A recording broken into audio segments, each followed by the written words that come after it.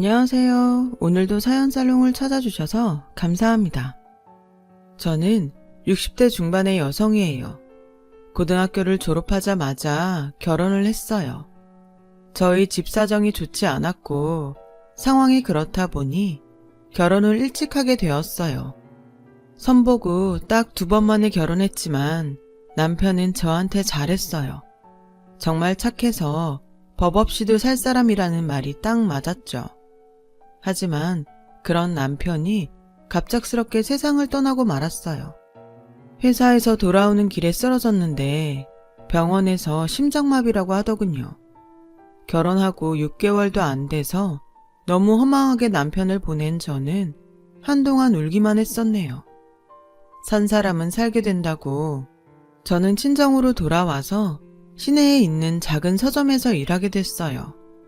학교를 졸업하고 바로 결혼을 해서 사회생활 경험이 없었기 때문에 거기서 일하게 된 게 정말 행운이라고 생각했어요.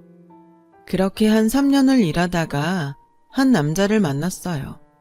그 사람은 저보다 8살이 위였는데 점잖고 다정했어요. 2주에 한 번 정도는 꼭 들러서 동화책이며 소설 같은 걸 사길래 애들하고 부인한테 주나보다 했죠. 저는 그 사람과 자꾸 보다 보니 조금씩 말을 하게 됐고 간단한 안부 정도는 나누는 사이가 됐어요. 부인께서 소설책을 참 좋아하시나 봐요. 그래서 애들도 책을 많이 읽나 보죠? 책 제가 읽는 거예요. 집사람하고는 4년 전 사별했어요. 애들이 책 읽는 건 맞고요. 죄송해요. 그런 줄도 모르고 제가 쓸데없는 말을 했네요. 괜찮습니다. 모르고 하신 건데요. 라며 웃는데 정말 미안하더라고요. 저는 어쩐지 그 사람이 자꾸 마음 쓰였고 올 때마다 뭐 한 가지라도 더 챙겨주게 됐어요. 그러다 보니 밑반찬을 만들어서 줄 정도로 사이가 가까워지게 됐죠. 저도 그 사람도 서로 마음이 있었지만 쉽게 더 다가가지 못하고 있었어요. 그러던 어느 날 그 사람이 와서 머뭇거리더니 이사를 간다고 하더군요. 제가 본사로 발령이 나서요. 그래서 말인데 제가 이사 가도 저하고 따로 만나주시면 좋겠어요. 저는 좋다고 했고 그렇게 그 사람과 만나게 됐어요. 하지만 그 사람이 이사 간 곳과 저희 동네 거리가 꽤 됐고 생각보다 자주 만나지는 못했죠. 계속 약속을 했다가 취소했다가를 반복하는 일도 많이 생겼어요. 한 번은 2달 만에 만나게 됐는데 그 자리에서 남자가 말하더군요. 이런 말 염치 없는 거 알지만 저랑 결혼해주세요. 오래 생각했던 거예요. 주저하면서 조심스럽게 꺼내는 청혼에 저는 좋다고 대답했어요. 저희는 곧 결혼 날짜를 잡게 되었고요. 저희 2사람은 가족들만 모인 자리에서 조촐하게 식사를 하는 걸로 식을 대신했어요. 저는 남편이 있는 곳으로 이사를 했고 아이들을 만나게 되었는데요. 남자아이 2이었는데 9살, 7살이었어요. 처음에는 둘 다 낯을 가리느라 말도 잘 안 하고 피해 다니더니 며칠 지나자 곧 제게 안기기도 하고 어리광도 부리더라고요. 저는 아이들을 위해서 최선을 다하기로 했어요. 친엄마를 여의고 한동안 외로웠을 걸 생각하니 그렇게 딱 갈 수가 없더라고요. 음식도 먼저 애들 입맛에 맞춰서 만들고 옷이며 침구나 생활 필수품들도 낡은 건 바꾸고 부족한 건 채웠죠. 남편은 그런 제게 진심으로 고마워했어요.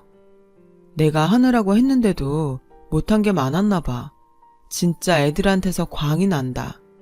좋은 엄마가 되어줘서 고마워. 내가 친엄마만큼은 안 되겠지만 할 수 있는 한 최선을 다할 테니까 너무 걱정 말아요. 결혼하고 3달 정도 저는 남편과 애들과 함께 정말 행복한 시간을 보냈어요. 그러다가 저희 가족에게 큰 문제가 닥쳐왔어요. 애들 외할머니가 나타난 거였어요. 평일 오후에 갑자기 들이닥친 애들 외할머니는 저희 집안은 아무리 출가 외인인 딸이 낳은 자손이어도 남의 손에서 자라게 못합니다. 라고 못을 박더니 바로 운전기사를 시켜서 애들 짐을 싸게 하더라고요. 저는 너무 놀라서 어쩔 줄 모르고 있다가 남편 회사로 전화를 했어요.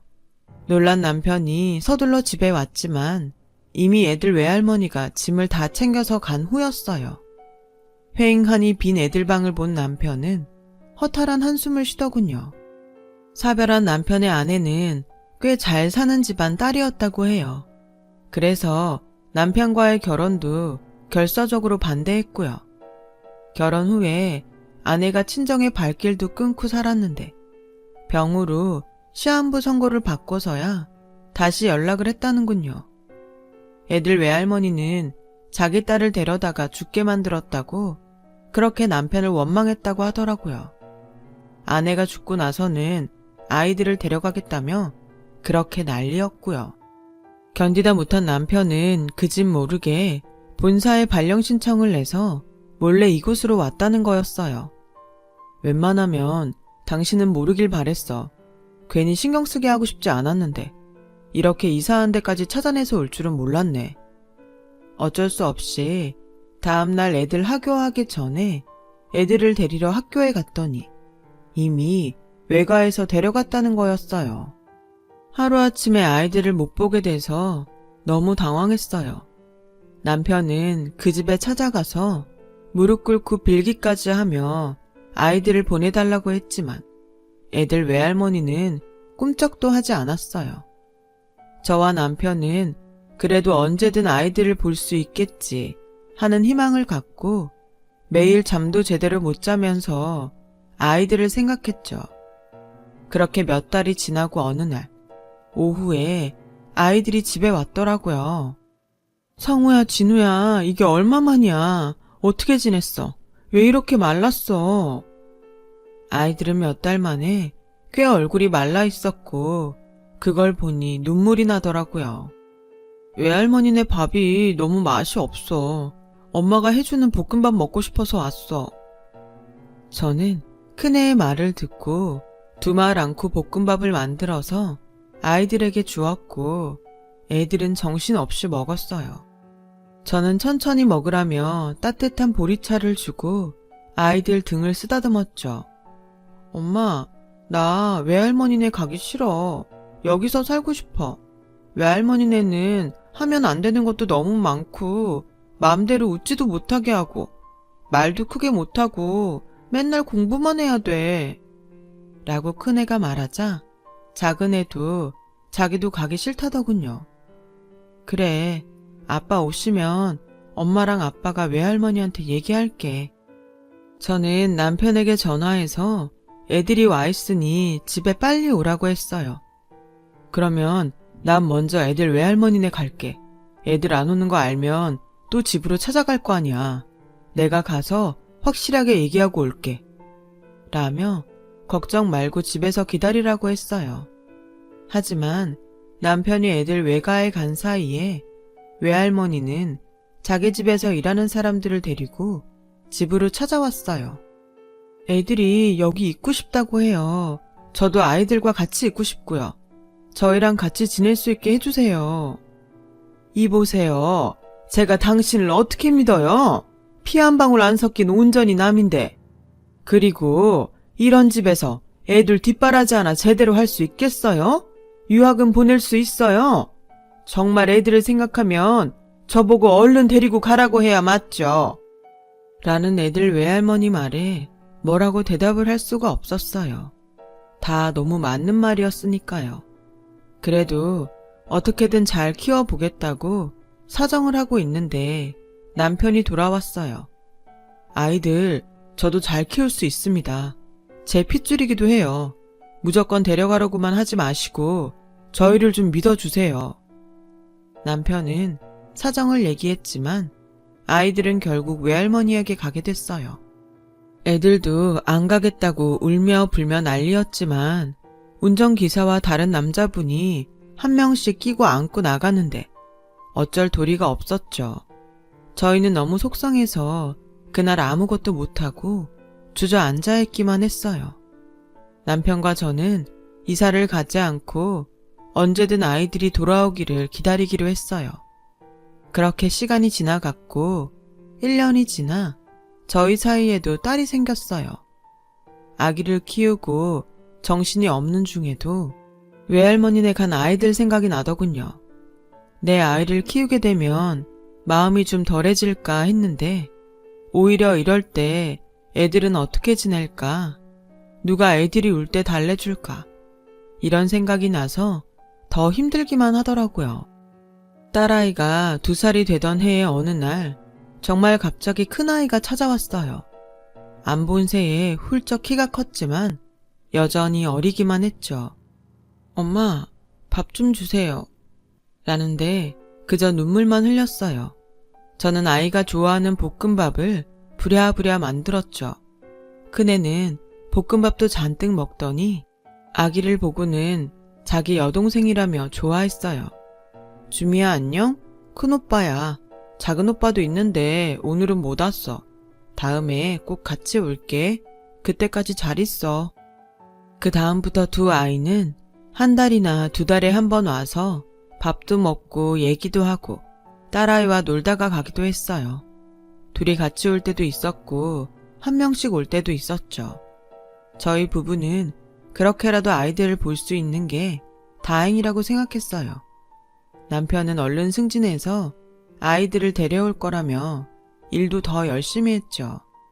하지만 두 아이가 중학생이 되고부터는 더 이상 볼 수가 없었어요. 큰아이부터 중학교를 서울로 보내더니 둘째도 중학교를 서울로 갔거든요.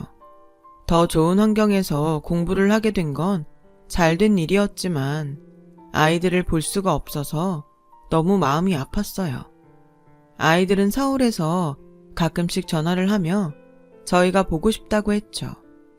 한 번은 딸애를 업고서 애들이 좋아하는 반찬을 싸서 서울에 가본 적이 있었어요.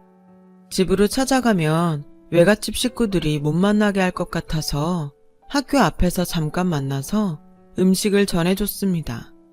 아이들은 몰라보게 키가 훌쩍 커버렸지만 눈빛만은 어릴 때와 똑같았어요. 우리는 엄마하고 지냈던 시간들 못 잊어. 그때만큼 따뜻했던 시간이 없었거든요. 지금은 여기서 있지만 나중에 꼭 엄마 아빠 찾아갈 거야.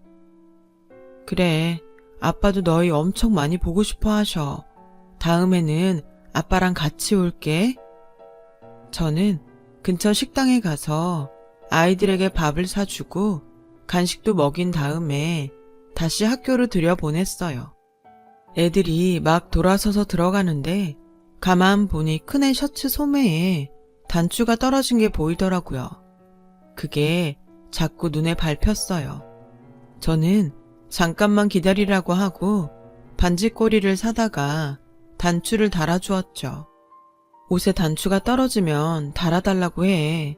단추 떨어져서 실밥 풀려서 다니면 보기도 안 좋고 잘못하면 옷도 다 상해. 엄마, 그럴게. 신경 써줘서 정말 고마워. 저는 아이들과 울면서 작별을 하고 집으로 내려왔어요. 남편한테 그 이야기를 하니 저한테 무척 고마워했죠. 아이들이 보고 싶다고 잠을 못 이루더군요. 저는 남편 손을 잡고 다음에 꼭 한번 같이 가자고 했어요. 하지만 그 다음은 영영 오지 않게 됐죠. 그동안 마음고생을 심하게 했던 남편은 무리해서 일을 하는 바람에 몸이 많이 상했어요. 제가 그렇게 신경 쓴다고 했는데도 병이 찾아오니 몸이 이기질 못하더군요. 어느 날 갑자기 쓰러진 남편은 간암 진단을 받고 다시 일어나지 못했어요. 저는 남편의 죽음에도 아이들을 부르지 못했어요. 외가에서 저와 만났다는 걸 알고 나서 이사를 가고 전화번호도 다 바꿨더라고요.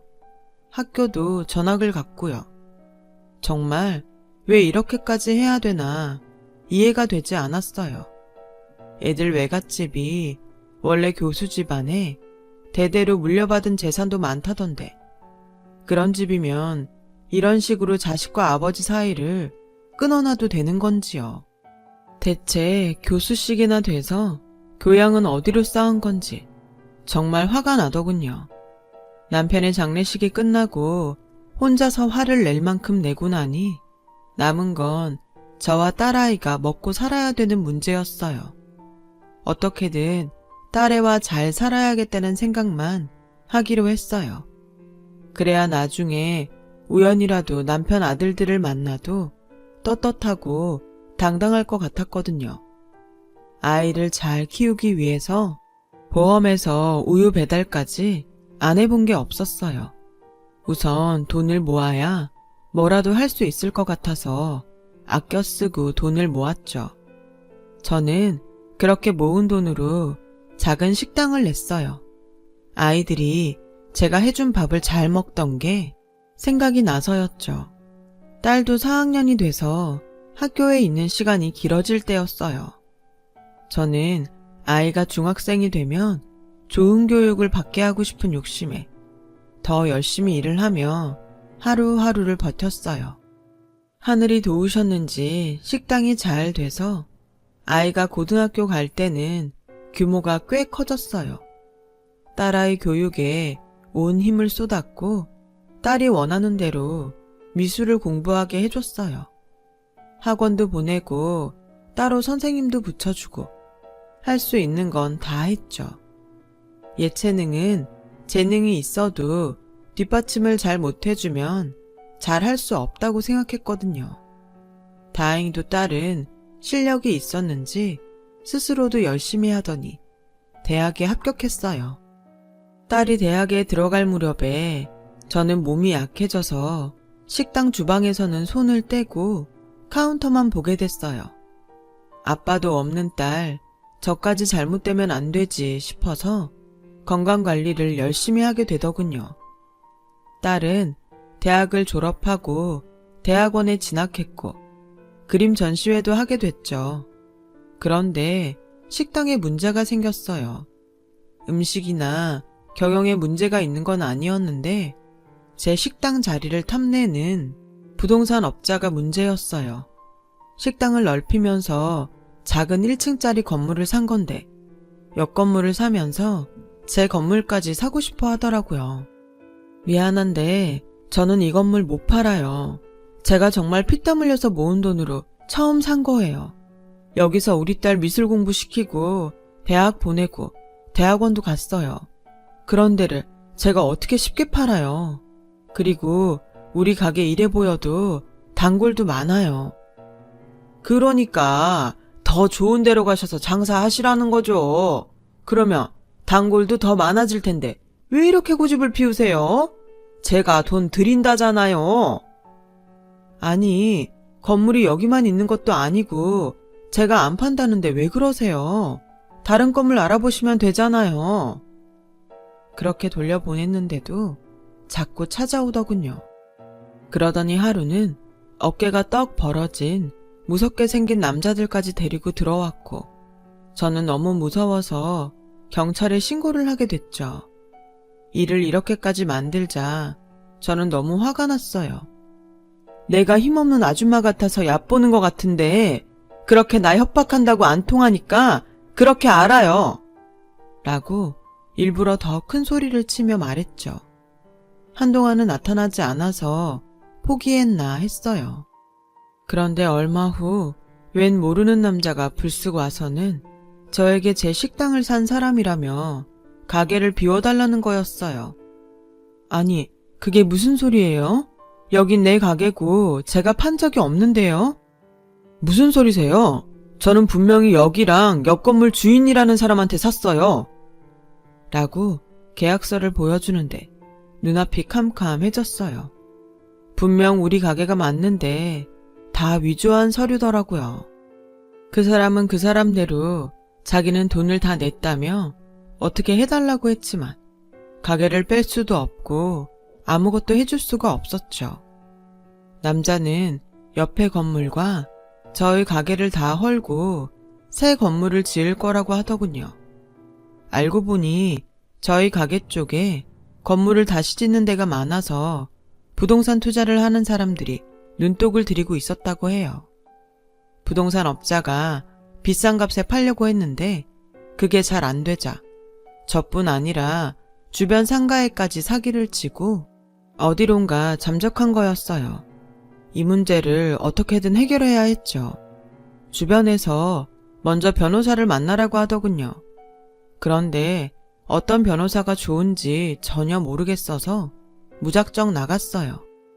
강남의 법원 주변으로 변호사 사무실이 많다는 얘기를 들었거든요. 그러다가 너무 익숙한 이름의 간판을 발견했어요. 바로 큰아들인 전성우라는 이름이었어요. 전성우 변호사 사무실이라는 간판을 보니 가슴이 막 뛰더라고요. 느낌에 큰아들이 꼭 거기 있을 것만 같더라고요. 저는 겨우 진정을 하고 혹시나 하는 마음에 사무실에 들어가서 직원에게 사정을 얘기하고 변호사를 만나고 싶다고 했죠. 작은 회의실에 들어가서 기다렸고 곧 변호사라는 분이 들어왔어요. 양복을 잘 차려입은 훤칠한 남자였는데 큰애가 맞았어요. 성우야, 너 성우 맞지? 그렇지? 엄마? 정말 엄마 맞아요? 라며 놀라서 제대로 말을 못하더니 기쁜 얼굴로 아니, 어떻게 절 찾으셨어요? 죄송해요. 제가 바쁘다는 핑계로 마음으로만 찾아야지 하고 있었는데 엄마가 절 먼저 찾아오셨네요. 나도 긴가민가 했는데 너 들어오는데 어릴 때 얼굴이 남아있어서 금세 알아봤어. 정말 대견하다. 이렇게 잘 커져서. 제가 정말 죄송해요. 엄마 찾지도 못하고 있었잖아요. 너희도 이사 가고 우리도 이사를 갔는데 찾는 게 그렇게 쉽겠니? 정말 꿈만 같아. 라며 한참이나 서로의 손을 붙잡고 얘기를 나눴죠. 그리고 나서 제가 변호사 사무실까지 오게 된 자초지종을 얘기했어요. 큰아들은 그 얘기를 듣자 바로 자기가 해결해 줄 테니 걱정 말라고 하더군요. 그러면서 둘째가 은행에 다닌다는 소식도 전해줬어요. 니들이 진짜 자랑스럽다. 어쩌면 그렇게 잘 컸니? 외할머니가 그렇게 공부를 시켰다더니 그 덕을 봤나 보다. 그쵸. 그 덕이 없다고는 할 수 없어요. 그렇지만 그 정도 공부는 엄마랑 아빠랑 있었어도 다 했을 거예요. 진우도 그러더라고요. 너무 숨이 막히니까 공부가 더 안 된다고요. 그래서 저희가 외할머니 떠날 수 있을 때 얼른 떠난 거고요. 아무리 좋은 교육을 시켜줘도 저희 마음이 불편하니까 크게 효과가 없는 것 같아요. 저는 집에 와서 딸한테 큰아들 만난 얘기를 했죠. 딸도 어릴 적에 자기와 놀아줬던 오빠들을 기억하고 있었어요. 정말 어떻게 이런 일이 다 있지? 너무 신기하다. 엄마 가게에 안 좋은 일 생긴 게 다 오빠들 만나려고 그런 건가 봐. 라며 좋아했어요. 며칠 후 저와 딸은 아들들을 만났습니다. 서로 붙잡고서 반갑다며 눈물을 흘렸어요. 둘은 그새 다 결혼을 해서 아내와 함께 나왔더라고요. 제가 어떻게 대해야 될지 몰라서 머뭇거렸더니 큰며느리가 제 손을 꼭 잡아주더군요. 어머니, 말씀 많이 들었어요. 저한테 편하게 하세요, 어머니. 라는데 목이 다 메워왔죠. 둘째 며느리도 착하고 저한테 잘하려고 하는 게 보였어요. 큰애 말이 둘 다 대학을 가면서 외가에서 나와 자립을 했다고 했어요. 너희가 고생이 많았겠다. 그 집에 계속 있었으면 불편 없이 잘 지낼 수 있었을 텐데. 저나 형이나 외할머니 외삼촌들한테 감사한 것도 많지만 그래도 저희 인생은 저희가 개척해야죠. 거기서 평생 하라는 대로 하고 살 수는 없잖아요. 저희도 각자 꿈이 있는데요. 라며 둘째가 어른스럽게 말하는데 정말 세월이 실감났어요. 항상 형보다 볶음밥을 더 먹으려고 하던 아이의 모습은 보이지 않았으니까요. 엄마, 걱정 마세요. 그런 사기꾼 잡을 수 있을 거예요. 알아보니까 그런 식으로 사기를 친 게 몇 건 돼서 이미 경찰이 수배를 쳤더라고요. 혹시 가게 산 사람하고 법적 분쟁이 생기더라도 제가 다 알아서 할 거니까 마음 푹 놓으세요. 엄마 가게 뺏길 일은 없을 거예요. 정말 고맙다. 나는 너희랑 몇 달밖에 살지 못했고 그저 마음으로 니들이 잘 살기만 바란 것밖에는 없는데 이렇게까지 해주니 몸둘 바를 모르겠어. 라고 하자 둘째가 무슨 그런 말씀을 하세요. 저희가 가장 외로울 때 엄마가 오셔서 정말 좋았어요. 계속 엄마랑 살고 싶었는데 저희가 너무 힘이 없었죠. 힘이 없기는 엄마 아빠도 마찬가지였잖아. 미안하다. 아빠가 돌아가셨는데도 부르지도 못하고. 라고 하니 큰아들이 그런 말씀 마세요. 엄마 잃고 저희한테 집착이 심하셨던 탓에 외할머니가 너무 지나치셨던 거죠. 라며 저를 위로해 주더군요. 그날 저와 딸은 잃어버렸던 가족을 다시 찾았답니다. 그리고 서류를 위조해서 제 가게 건물을 판 사기꾼도 잡았고요. 다행히 건물을 산 사람이 조치를 취하기 전에 잡아서 저희는 그 사람과 별다른 문제 없이 지나갈 수 있었어요. 가게 문제가 해결된 후에 저희 가족은 다 함께 모여서 남편에게 성묘를 갔어요. 늘 저와 딸만 있는 자리였는데 아들들의 며느리들까지 함께하니 마음이 꽉 찬 것 같고 든든하더군요. 나중에 들으니 애들 외갓집은 여전히 잘 살긴 해도 외할머니 외삼촌 돌아가시고서 자식들이 서로 재산 다툼을 하다가 다 뿔뿔이 흩어졌다고 하네요. 그런 거 보면 그 집이 꼭 자식들 교육을 잘했다고만은 볼 수 없는 것 같아요. 애들이 왜 그렇게 거기서 나오고 싶어 했는지 좀 알 것 같기도 했죠. 그렇게 다시 애들을 만나고 서로 왕래하면서 산 게 벌써 10년이 다 돼가네요. 저는 여전히 가게에서 카운터를 지키고 있어요. 자식들이 이제 힘드니 그만 좀 하라고 했지만 저에게는 딸도 키우고 아들들도 만나게 해준 가게라서 쉽게 포기가 안 되네요. 제 힘이 남아있을 때까지는 계속 가게를 꾸려가려고 해요. 제 얘기를 들어주셔서 다들 감사합니다. 모두 앞날에 좋은 일만 있으실 거예요. 다들 행복한 하루 되시길 기원할게요. 여러분, 사연 댓글에 응원과 현명한 조언 부탁드려요. 좋아요와 구독은 저에게 큰 힘이 됩니다.